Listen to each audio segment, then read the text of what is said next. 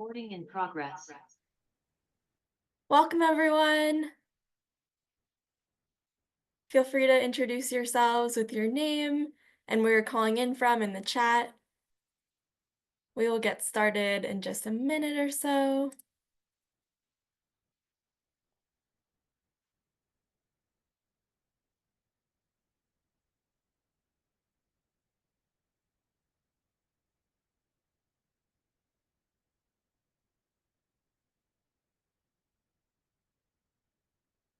I'm seeing Christy from Idaho, Sharon from Texas, Taylor from West Virginia, April from West Virginia, Jan from Pennsylvania. Welcome, everyone.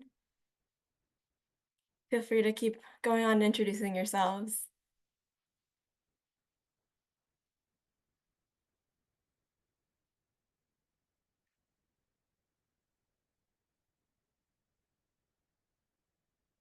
Seeing a lot of people coming in from all over the country.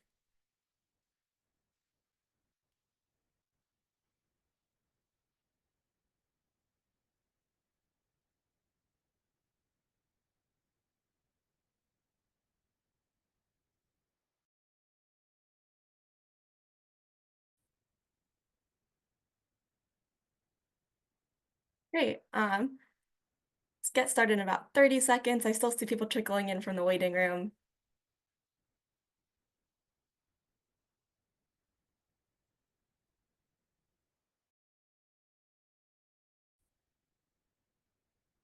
All right, we will go ahead and get started. Welcome, everyone. Thank you so much for joining. My name is Courtney Cooperman. I use she, her pronouns, and I'm the project manager of the National Low Income Housing Coalition's Our Homes, Our Votes campaign. It's our nonpartisan initiative to boost voter turnout among low-income renters and to elevate housing as an election issue. This is the 12th webinar in our series, Voter Education, Combating Misinformation and Disinformation. If you're tuning into this webinar for the first time, I highly recommend checking out the archives. Seeing what we've been up to for the past few months. There's been a lot of really incredible content from our panelists. As many of us know all too well, the rise of election misinformation and disinformation poses a major threat to the democratic process and has a disproportionate effect on low-income voters.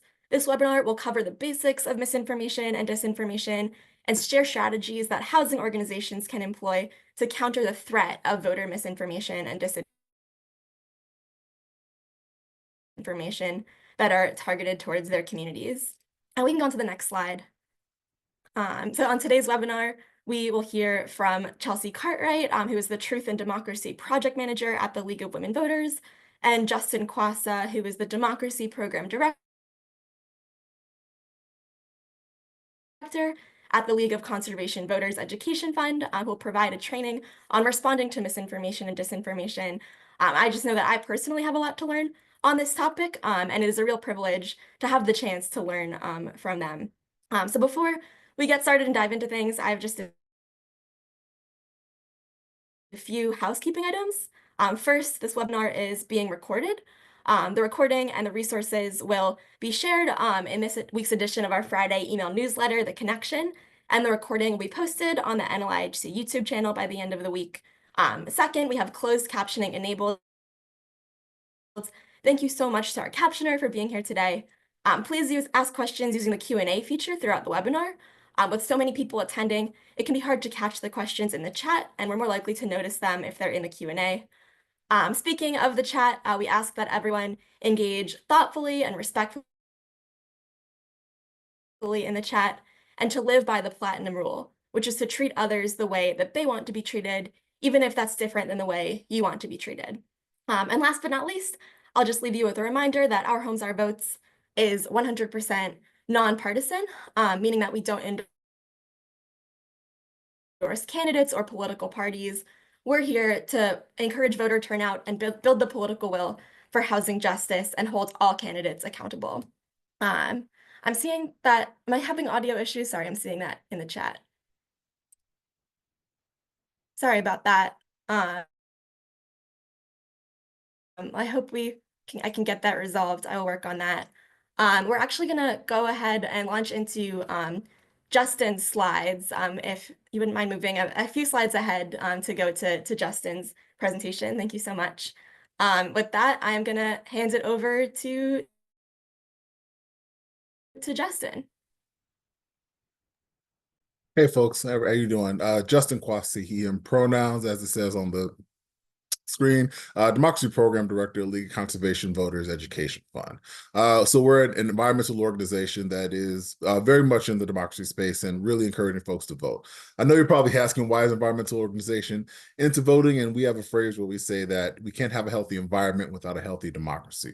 And ultimately what that means is that we know that everybody wants clean air, clean water, healthy and safe communities, yet our democracy doesn't provide that. So it is incredibly important that if we do want the if you do want the environmental progress that we all know and want, we need to be able to be a strong part of our democracy and elect a democracy or representatives that are truly reflective of our community so they can deal with all of our issues. And so I think that goes beyond environment to also housing and all the other issues that we care about. And so that's why we're so involved with this. So if you go to the next slide, what I wanted to do, sorry, next slide after that as well. Really just talk to you about what are some of the areas where we can expect to see misinformation this election cycle. In a little bit, we'll tell you about like some of the specific details about it, but just want to talk to you right now about where are places where you can expect to see it and how can you push back against it, right? So one of the things that we know about misinformation that we expect to see is with voter registration. We know that there's going to be a lot of information out there that isn't true about when people can register to vote. Particularly that really involves around when voter registration deadlines are. So the best way is to go to your elected official, your secretary of state, your county clerk in order to figure out what those exact deadlines are. And you don't have to guess around when those are. So really encouraging people to understand when those voter registration deadlines are, and most importantly, be able to register ahead of those voter registration deadlines if it's possible. There's also confusion around who can vote. So we know that the issue of incarceration is obviously is always tough around that because people, particularly those who are returning citizens, aren't quite sure if their state allows them to vote or not. And so once again, going to your official website in order to figure out that will be incredibly important just because each and every state has a different way of dealing with it. And so you do need to check in.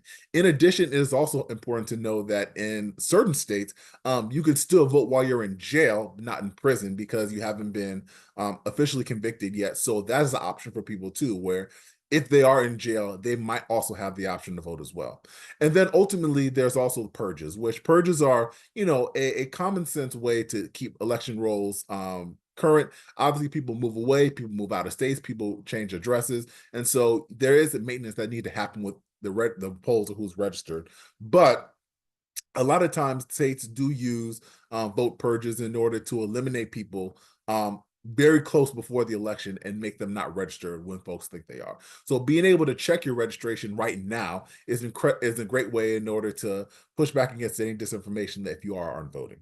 In addition, election day polling sites and where they are also another source of disinformation that it's really important for you all to push back against. So we obviously know that depending on how many people can work polls on election day or different demographic changes, that there are late removals and relocations of polling sites. So being able to tell people to push them to their websites to say, look up exactly where your polling site is the day before the election or the day before you want to vote is incredibly important. In addition, we know that opening and closing times are another way in order to confuse people about when they can vote. I've seen it in previous jobs where there have been messages out where a polling site opens at 7 o'clock in the morning when it actually opens up at 8. And so then you have people there at 7 o'clock in the morning trying to vote. And ultimately, because we all live very busy lives, they're not able to vote for the rest of the day because that 7 o'clock time was when they had it scheduled out to vote. So having people look up when those opening and closing times are incredibly important.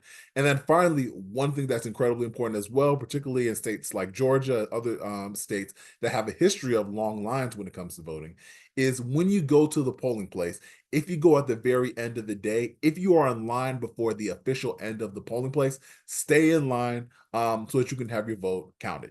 Polling places close off their lines based off of where they are at 8 o'clock, 9 o'clock, or wherever at the very end of the polling sites. But if you are in line by that time, you can still vote and you can still stay in line in order to be able to vote. So that's another information that if you don't officially cast your vote by whenever that time is, that you can't vote, that is not true. Stay in line. Make sure you have your voice heard. Next slide, please. Other areas of misinformation we know are mail-in voting. So we really encourage people to be able to vote by mail. We think that it is a more convenient way for people to be able to vote, and we know it's a trusted way to vote. And so keeping up that narrative. And so one of the things to know is you can if you mail your vote by election day, that means if you drop it off at a polling place or if you drop it off in the mail by election night, it should be counted, right? All states have that law is that it can be counted as long as it is postmarked by election day. So I know a lot of folks think that, oh, if it doesn't get to the election center or if it doesn't get someplace by election night, it won't be voted. No, you just need to send it off by that date. And then also understand there's also misinformation around if you mail it that it won't get counted. And so most states have the ability to track your ballot. So after you send it off, you should be able to track your ballot and figure out when it does get to the election place and can be counted. And then the final thing, which is going to be a huge part of the election this year, but we don't know what form or what method is going to come in, is the whole concept of what happens after the vote is after the election and how that vote count happens. Right? We want folks to know that look, even though TV stations, radio stations, the media tries to predict when the election, predict the results of the election and say this person won or that person won. The final vote count does not happen on election night, and there is still a process after election night in order to determine who wins and to make sure that every single vote is counted and counted correctly. So people who try to get out in front of the story and say that, hey, the election is this way or that way, or they shouldn't count the vote anymore, that is not true, and you should push back against people who are trying to claim what the election day is on election night. And then obviously we know that we're going to see a lot of potentially racist voter claims saying that immigrant communities or other folks that aren't eligible to vote are voting or not. And so you also want to push back against those flat out racist voter claims that aim to divide our communities. Next slide, please. So wanted to give you the resources. We talked about go to the resources where you can get help. And so just wanted to highlight that. Number one is the Vote 11 webpage, which is a webpage that is done by the League of Women Voters, who you'll be hearing from in just a second. That is a place where no matter what state you live in, no matter where you are in the country, you can go there and get connected to your local election official in order to find out the information about voting that you need. So definitely make sure to save that in your browser or anything like that in order to look up for yourself what your voting rules are. In addition, if you don't want to go to a website, there is the election protection hotlines. The main one being the 866R vote hotline, which is in English, but there's also sister hotlines that are available in Spanish, various Asian languages, as you see below, as well as Arabic. And so those are hotlines where if you have a question about voting that you want answered, you can call them and you can have a legal professional actually answer your question no matter where you are. And so that's another great way in order to get that information if you don't want to look it up online. Or honestly, if you're at the polling place and you have a question or you want to report something, that is the place to do it. And then, as I talked about earlier, being able to be connected to the websites or the verified social media of your local election administrators is incredibly important. Get your information from the source and not from other places where you don't know what their motivations are. And so being able to connect to your Secretary of State, your County Board of Elections, or your township clerks or whoever runs your elections is incredibly important to uplift what they're saying about the election because you know it's the truth. Next slide, please. The second to last thing we want to talk to you about is also that there are a couple of upcoming civic engagement holidays where you can push out these resources, where you can push out this information to your to your memberships, to the people that you work with and that are coming up. So the first one is next week, which is National Voter Education Week. So this is a week where kind of every single day there's a different action we want you to take. So whether it's registering to vote, whether it's looking up what's on your ballot, whether it's making a plan to vote before election day, telling 5 of your friends about voting, or even signing up to be a poll worker. There are actions every single day next week that we're going to be, as a national democracy movement, asking people to do in order to make sure they're ready to vote. Vote early day is a week before the election day on October 29th. Once again, we really encourage you, whether you're voting by mail or voting in person early.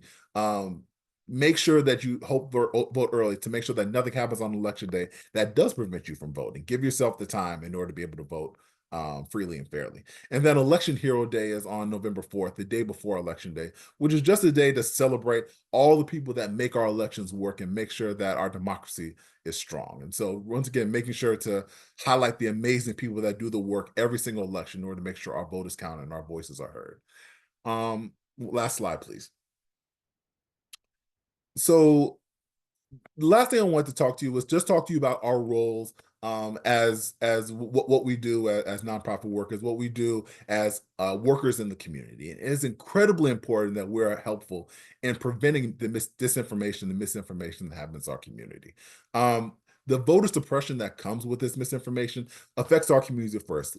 The communities that have traditionally been left out of our democracy have been done so for a reason, and this is a continuation of that. And so, if we really want to see the changes that we want, we need to get our communities out there. We need to have our people's voices heard, and us as workers in these communities, we are a trusted resource that can help cut through all the misinformation people are giving and ensure that people have their voices heard and that people can vote what they care about. And so that is why I'm here, because I want organizations like League Conservation Voters on our side, like NIHC on your side. We are incredibly important. We are incredibly unique. We are incredibly influential messengers about all the things that people need to do to vote. And that's why I am so proud to be here and work with you all in order to make sure that the right information gets out about voting. With that, I'll push back my time and uh, send back to Courtney. Thank you so much, Justin. We've gotten some really great questions for you. So we have a question regarding naturalization and eligibility for to vote. And if I know this is a specific area of expertise, so if you're not sure of the answer, then just referring to where someone can look would be helpful. So the question is, what if someone finished their interview for naturalization but is waiting for their oath ceremony? Can they register to vote now, or do they have to have their naturalization certificate? Yeah, you do have to have your naturalization certificate. You do, have to show kind of your citizenship. Something that does need to happen. I don't know when it is, but hopefully, if you can work. Usually, at many ceremonies, they do have a voter registration booth right out there, so you can go, like, so you can register immediately. And hopefully, you live in a state where uh, you have a friendly voter registration deadline, because obviously that gets in the way. But yeah, just to be on the safe side, make sure you have all your documentation in order before you go register to vote. Wish could be different. Wish you could do it in the process, but that would be my advice. Thank you. We also got a question about voter intimidation. If someone or several people are at the polls intimidating people or giving misinformation, should the voter call the police or follow directions given by the poll workers? And should a voter refuse to leave the line? Do you have any advice for that situation? Absolutely. So number one, safety is the most important thing. So if you don't feel safe, um, you know, uh, you should do whatever you can do in order to make sure that you feel safe. Police, sorry, calling the police is an option. Once again, that goes to what your comfortability with the situation is. Another option is, as I mentioned before, calling the 866 or calling the election protection hotlines. Part of what they do, in addition to answering information about voting, is they do have connections and relationships with election administrators, and so that's another way to report um, any intimidation that you're seeing. So you have multiple options. So I would say to everything you said, yes to whatever you feel comfortable with, but there are multiple ways to report. Also, if like police isn't necessarily what you want to do, you can do the hotline and they will kind of connect election officials and say, hey, at this particular polling place, this is what happening. Can you send assistance or help or um, additional, help for the poll workers that are monitoring?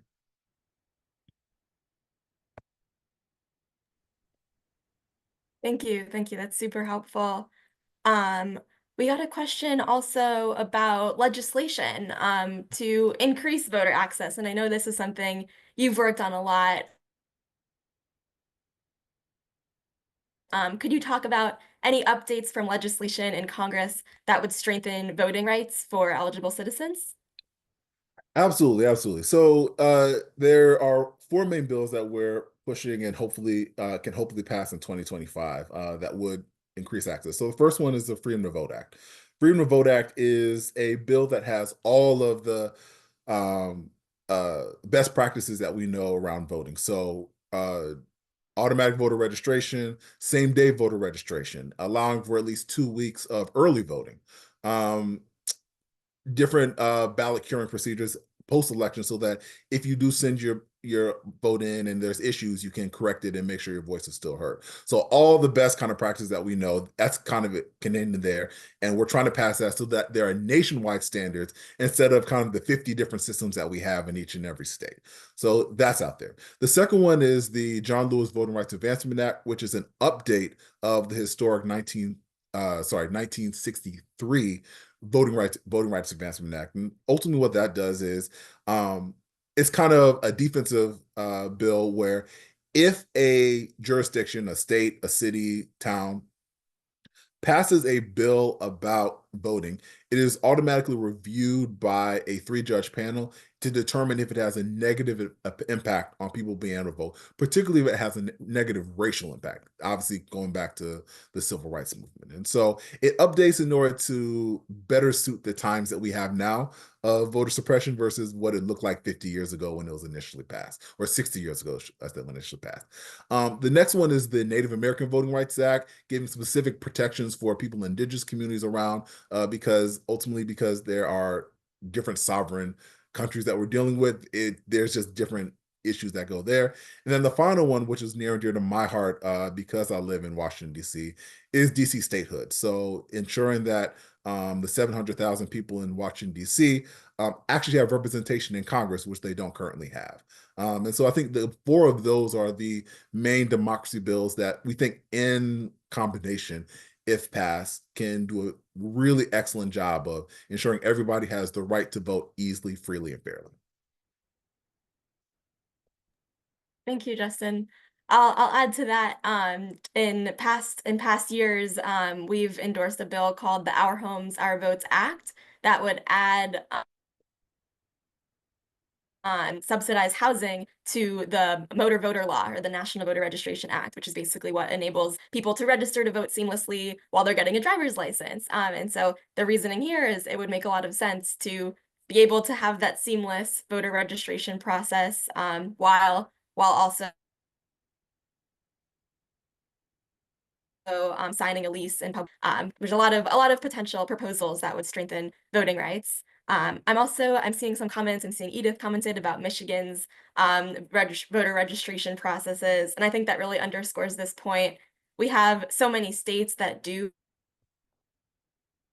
have stronger voting rights than the federal standards, and we need the federal standards to catch up.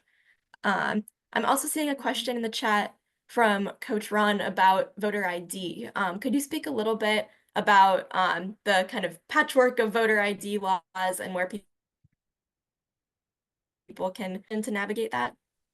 Absolutely. Once again, voter ID is another one where there are 50 different ways to do it because we have 50 different states. So one of the main organizations that I really um, rely on, which I've just dropped in the chat, is Vote Riders, where if you see right there on their main page, they have a map saying every single state and what you need.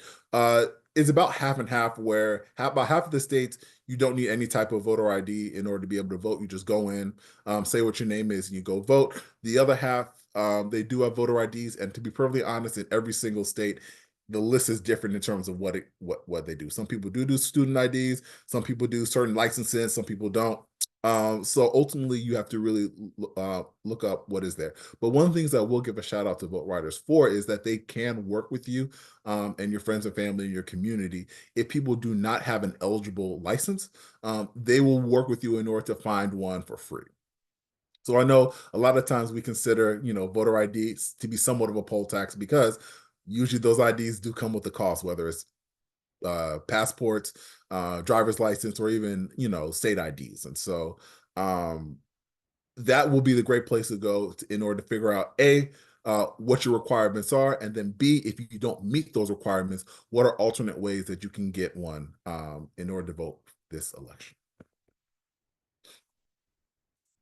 Thank you. And I'm seeing Mrs. B, who is one of our incredible board members, put a link in the chat about the, again, kind of work of voting rights for formerly incarcerated people. So thank you for sharing that resource, Mrs. B. Could you speak a little bit about that topic? And specifically, since a lot of states have changed their laws recently, or some people may have, heard that one state doesn't allow them to vote if they have a criminal record, how do we combat the misinformation around voter eligibility for formerly incarcerated? Yeah, and once again, just with voter ID, it's tough because every single state has their own way of dealing with it. But I think, referring people back to that 411 site that we talked about, that League of Women Voters provides, you'll be able to figure out how your local state, how your local jurisdiction deals with voting for incarcerated and formerly incarcerated individuals.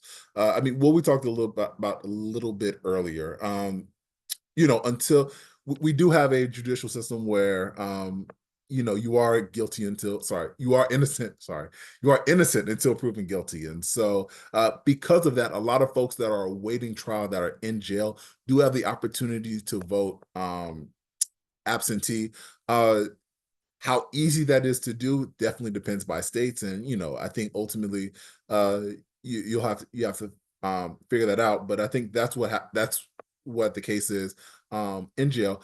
Post jail, it gets a lot more complicated because there are different interpretations on um what it means to fulfill your duty to society. If you're some states, they have it where if you're still on probation, you can't vote, whereas other states, the second that um, leave confinement, that you're able to do it. At the end of the day, going back to 411 or calling one of those hotlines in order to talk about what your unique situation is the best way in order to push back against that disinformation and be able to make a plan around if you can vote, and if not, talking to the rest of your community around what their options are in that case. Thank you so much. One question that has come up for me has been around nonpartisanship and pushing back against misinformation. Of course, we're a 501c3 Yes. nonprofit organization. We don't endorse or favor any candidates, but we have on occasions, from in various election cycles, seen misinformation that comes from a political candidate. How can nonpartisan entities balance between, correcting the record, and especially when it's misinformation about who is eligible to vote, without crossing that line into partisanship? Absolutely. And I think we talked about it a little bit earlier. Really, the thing is figure out kind of what are the messaging resources of your secretary of state, your election administrators, right? Your secretaries of state, your county clerks, being able to produce what they talk about, all what they say about all those issues. It is a non-biased. These are people who are, whose main goal is to make sure we get everything right. And so being able to promote, push out to your communities, uplift what they are saying so that it's not coming from a partisan source, so that it's not coming from an individual candidate, I think is the safest way to do that. And as we talked about, what we're trying to do, whether it's Legal Conservation Board's Education Fund, whether it's you all, we just want to make sure our people's voices are heard. And the best way to do that is to follow the people that are administering the elections and taking what they're saying as truth versus any candidate that has a clear political motivation. And so that's what I would say is understanding what are those Instagram, Twitter, Facebook TikTok pages that, your election administrators talk through, and then promoting whatever comes from those accounts. Wonderful. Thank you so much. That is super, super helpful guidance. Always just point people to the official, accurate information and away from the, misinformation that has a political agenda attached. That's super helpful.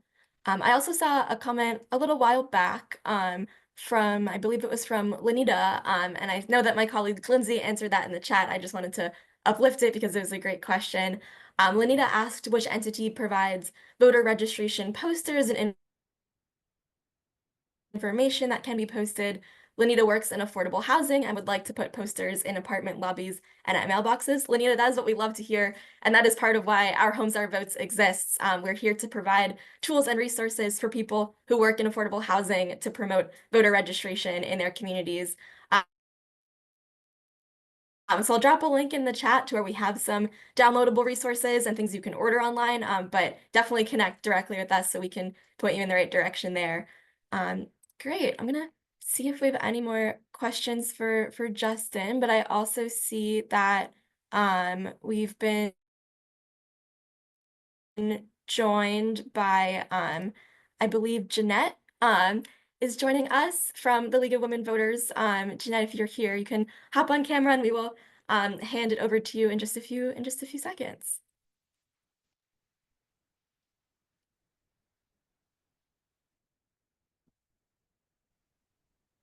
Hey everyone, can you hear me? Yep. Okay, great.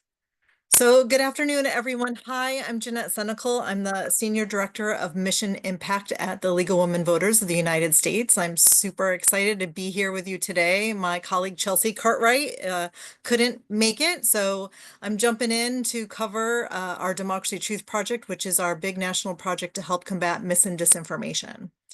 On the next slide, you'll see just quickly about go ahead, one more. The landscape, yep. So on the understanding really the landscape of mis and disinformation is one of the first steps that we want to help people understand, right? Because mis and disinformation and malinformation all have very different purposes, but they have the same impact at the end of the day, right? People don't know what to trust. People are getting the wrong information, whether you're spreading it on accident, which is misinformation, or you're doing it purposefully with an intention to hurt different populations, which is dis and malinformation. At the end of the day, it really undermines our democratic processes, trust in our elections, and people's voices are sometimes suppressed. So we want to make sure that we are combating it, both to combat the fear and the polarization, but we also understand that there's really no silver bullet in order to find the solution to combating it. On the next slide, we'll see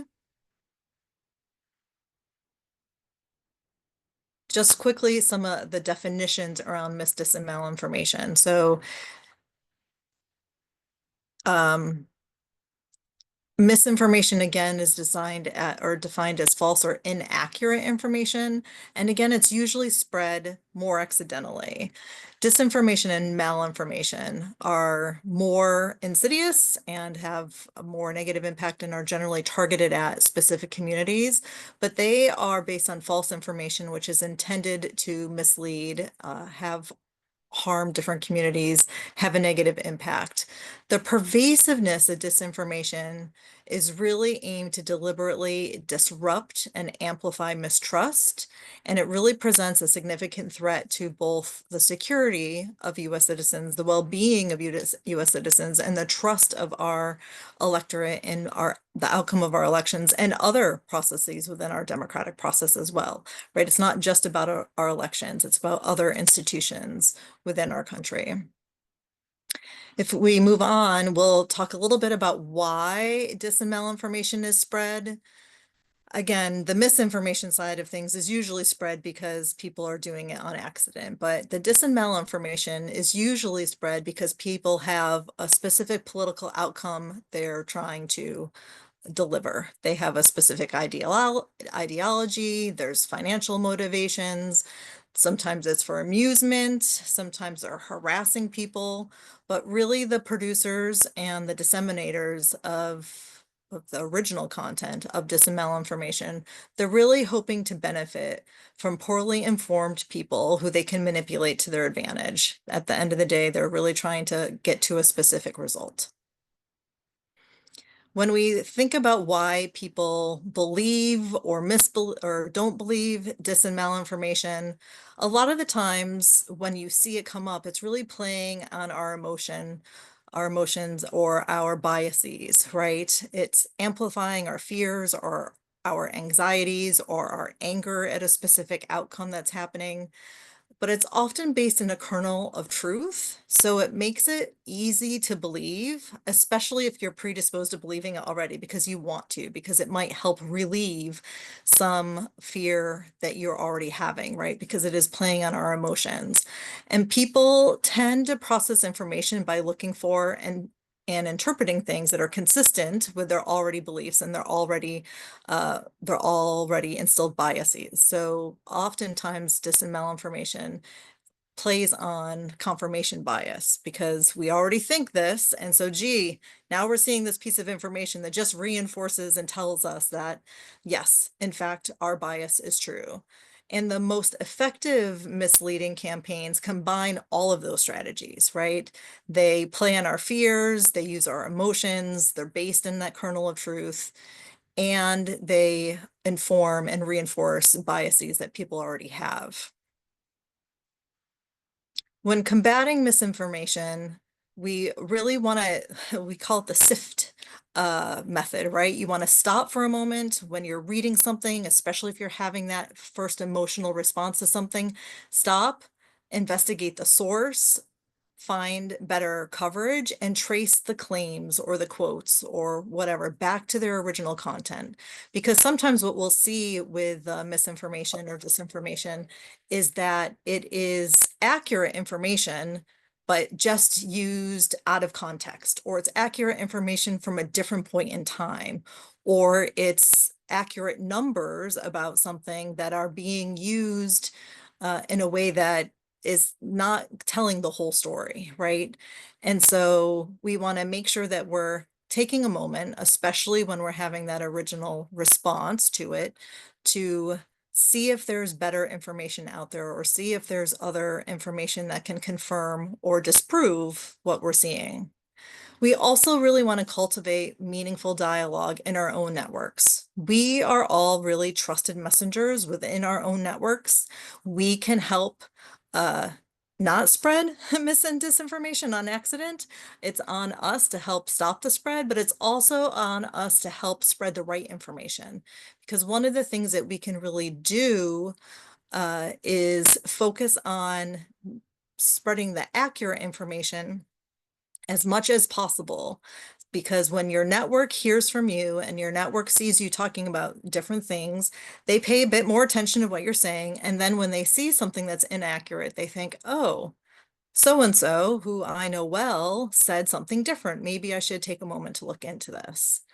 And we also want to, again, we call this empowering our civic curiosity, but, again, being a little curious to things that don't quite fit in our frame, right? If it fits within our frame, we're easy to accept it. But when something is counter to what we believe already, sometimes we push back and we ignore it just because it doesn't confirm the bias or confirm the belief we already have. But if we have a little curiosity to say, is this really true? It can really help us combat falling victim to spreading the dis or malinformation. And the more we are aware of the different tools that the people who are using mis and disinformation to their advantage, the more we're aware of what they're doing, the better prepared we can be to both identify it and call it out and recognize that it's happening, and then share this information with others.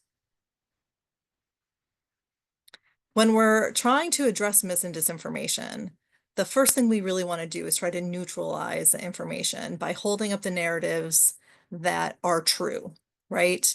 And we want to make sure that we're not over exaggerating our own language or over sensationalizing our response, because people will also recognize that and not want to hear what we have to say either, right? And so when we're pushing back, focusing on the truth and focusing on the facts without repeating the misinformation is also really important, because the more we say things like, you know, voter fraud isn't happening, the fact that I use the term voter fraud only reinforces for many people that voter fraud is a real thing. It doesn't matter that the rest of my statement is that it's not happening and here's all the ways we protect against it. The fact that I even use the terminology reinforces for people that it exists. So we want to make sure that we are being really intentional about the language that we're using, that will help make sure that we're not reinforcing the wrong messages when talking to people. So some of the do's and don'ts of misinformation, which is on the next slide, thank you. That before we craft a response, we really want to pause again, just for a moment to reflect upon what has been said so that we're not also responding emotionally, but also so that we take a minute to find what that kernel of truth is, if there is one, so that we can address the claim head on. So oftentimes we'll hear that, you know, the mail system can't be trusted. And so then we'll talk about how many pieces of mail that people have been voting by mail for a century, right? Our military and overseas voters have been using vote by mail for decades at this point in time, and millions of votes have been cast using that method securely and effectively for decades. We have processes in place that help inform our election officials so that they know how, if there is any problem in the system, where to go, who to talk to, etc. Right? So we want to, if there is a kernel of truth, we want to take a moment to reflect upon what the kernel of truth is so that we can address it. We also want to make sure that what we're saying is accurate. If we can make it actionable so people can go someplace to verify what you're saying, if you can direct them to a resource, that's also often helpful. And if there's any aspirational language that we can fold into it, that's always a good way to make sure that the message that you're sharing is being amplified and will be shared by your network. And we also really want to focus on kind of the solution building, right? We want to focus on finding what the common ground is so that we can move forward and beyond whatever the misinformation has started with. So some of the strategies that we use when we're combating mis and disinformation is that this is really got to be a collective action, right? There's no one person who's the solution. There's no one person who's the problem. There's no legislative answer. There's no one single legislative answer. It really comes down to all of us kind of understanding what's going on and building our own community-based collective resilience to mis and disinformation. And so both so that we don't we're immune to it, and so that we can help other people in our community get the right information and overcome any mis and disinformation and malinformation that's being spread. So everyone, right, is susceptible to this. I see my friends and family sharing things because they think it's a funny meme or something. But at the end of the day, that funny meme is spreading misinformation about somebody oftentimes, or a group of people.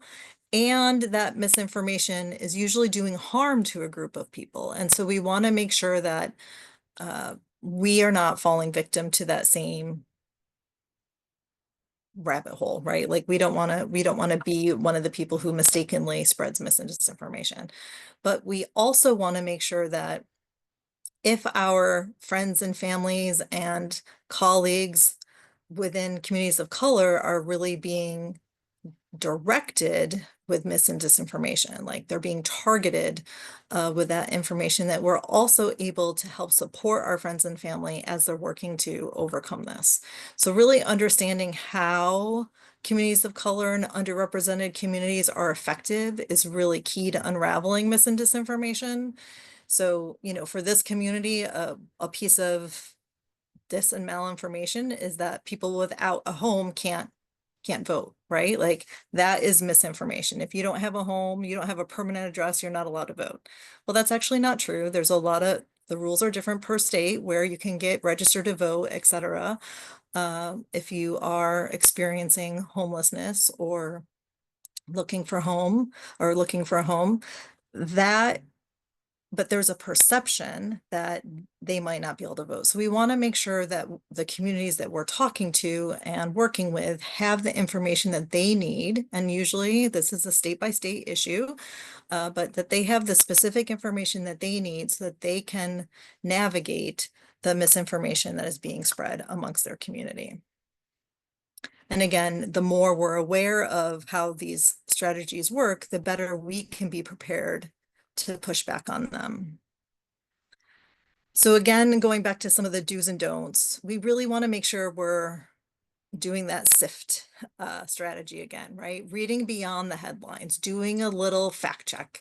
Can we verify what's being shared? Looking at the source. I know I mentioned this before, but sometimes the date is really important. So there could be accurate data that's being shared from 2020 that is being stated as if it's happening right now in 2024, or it happened in 2018 and it's being stated as if it's happening right now. And so making sure that we're looking at the dates, looking at the sources really helps us engage with the information the right way.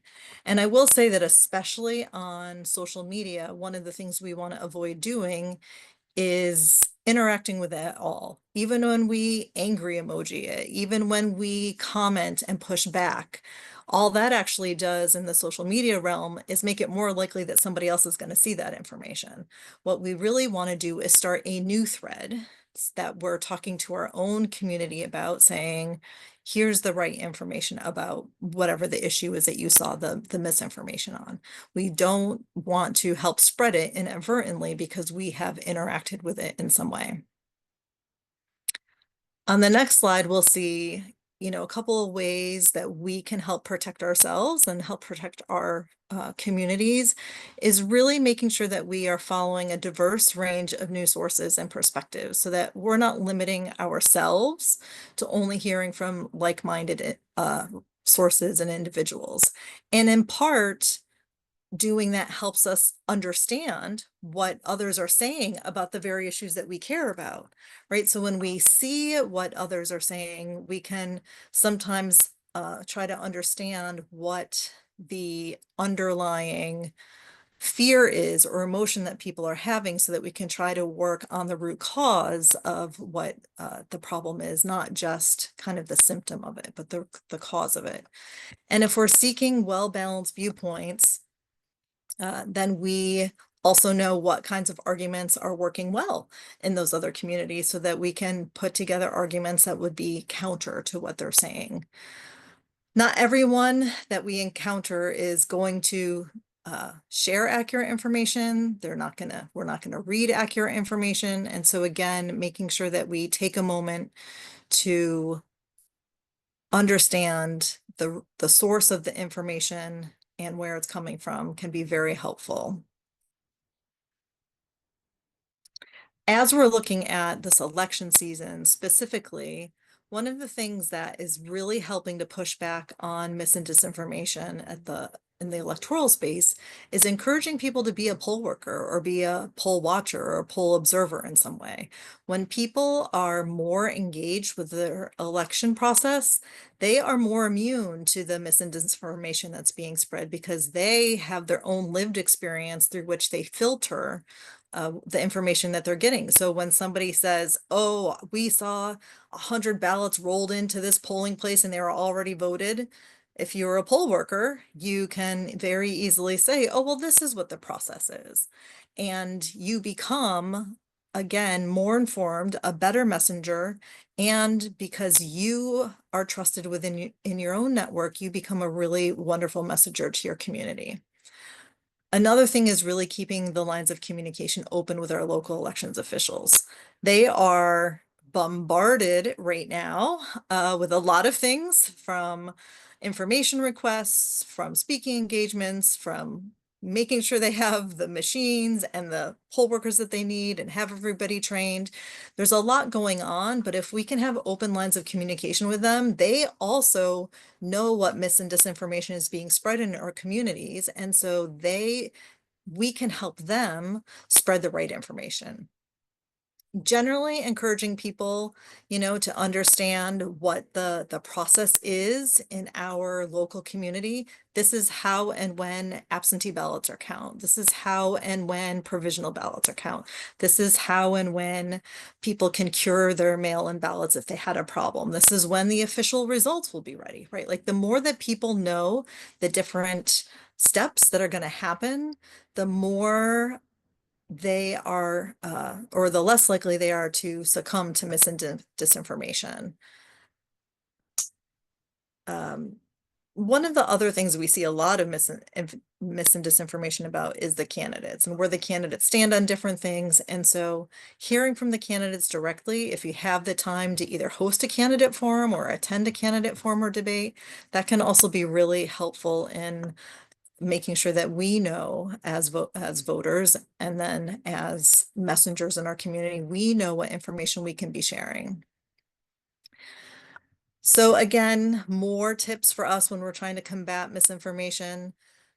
There are times and places where there are information gaps, right? So if the general public or your community doesn't know something again about when absentee ballots are counted, we don't want to fall into the void or the information gap, but we can actually help fill that void and information gap by sharing it with people. So if we know what part of the election process people don't really understand or what part of the election process is under attack in our community, we can help increase people's information base and baseline on that very issue.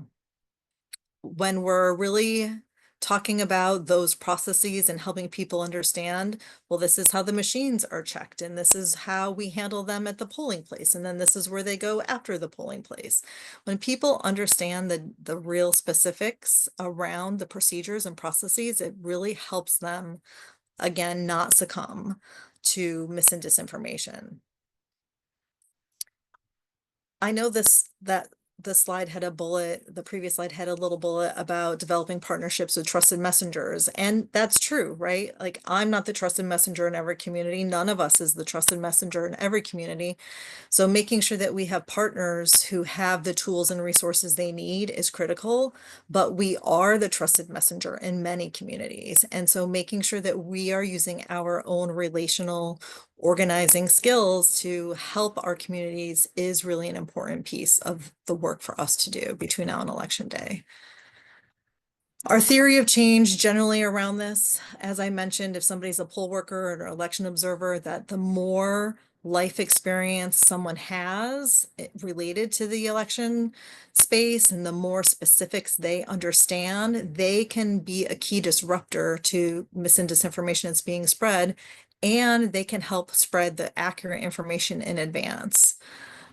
Making sure that people who are really anchored in their communities, they know what's best. They know what information gets communicated and how it gets communicated and what spaces that information is getting communicated in. And so making sure that we have people who are really anchored in their communities, leading on the messaging, leading on the some of the tools that we're sharing related to combating misinformation is really critical.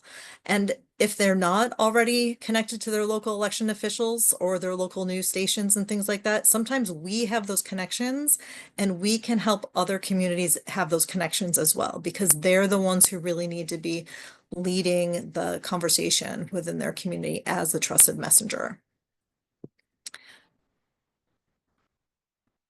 So again, we want to make sure that we're building community connections and coalitions. So we want to make sure that we're partnering with organizations that hold the similar values that we hold, but also those who have missions that align with ours. And we don't always have to be working on the same exact pieces of information, right, or the exact same public policy issues or anything like that.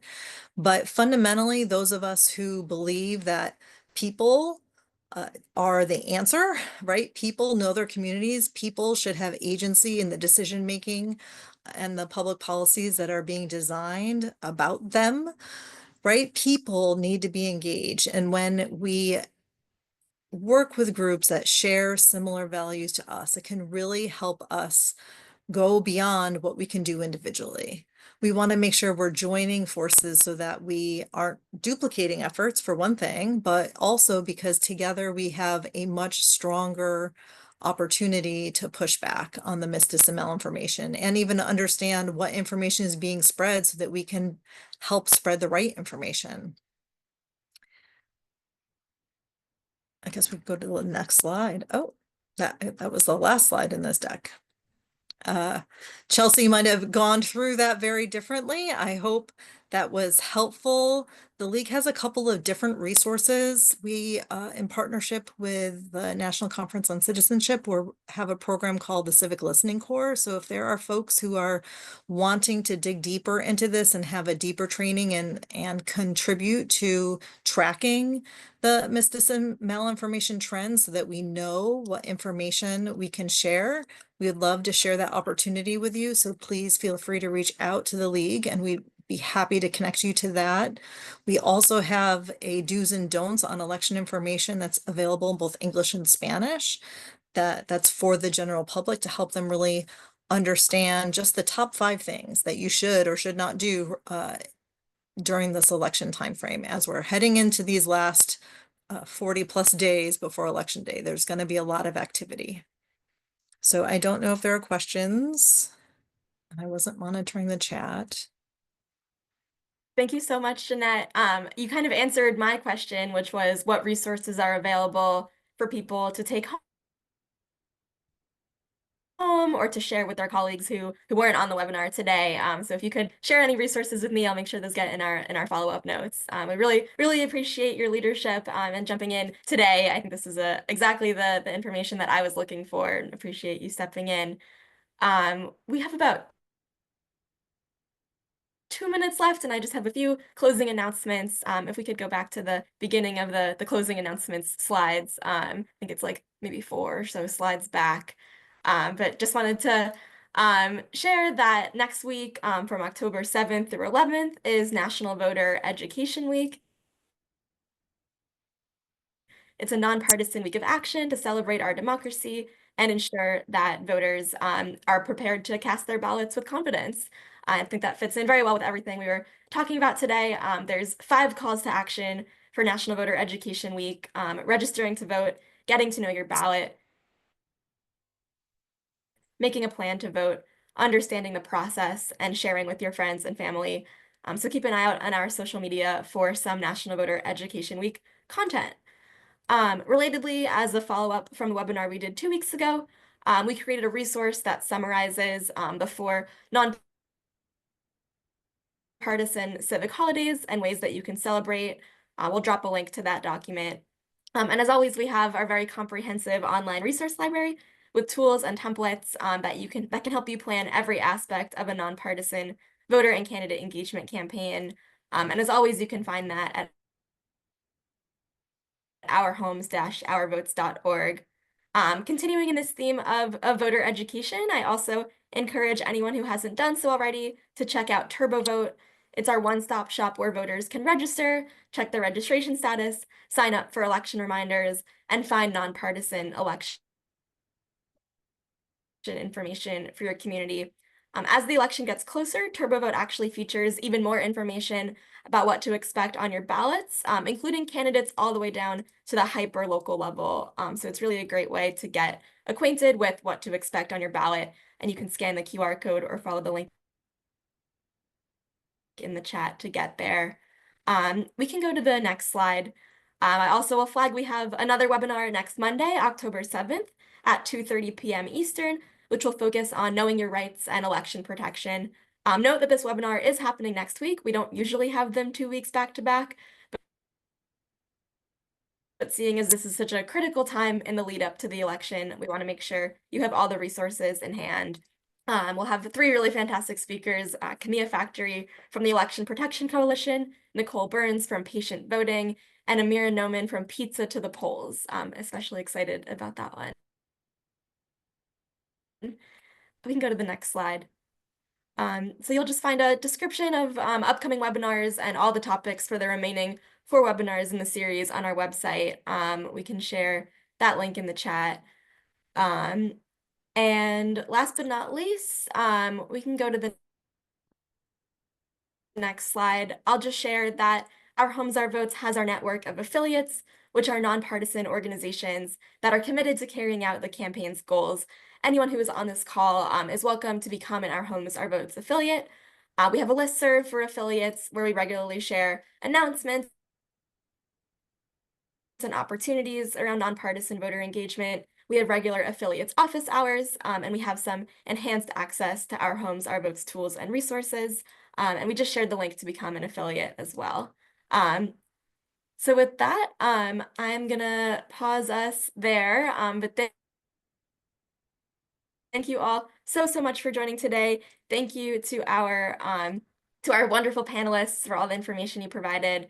And we'll have our slides and links and notes up on our website and sent out in our Friday email newsletter at the very end of this week. Thank you all.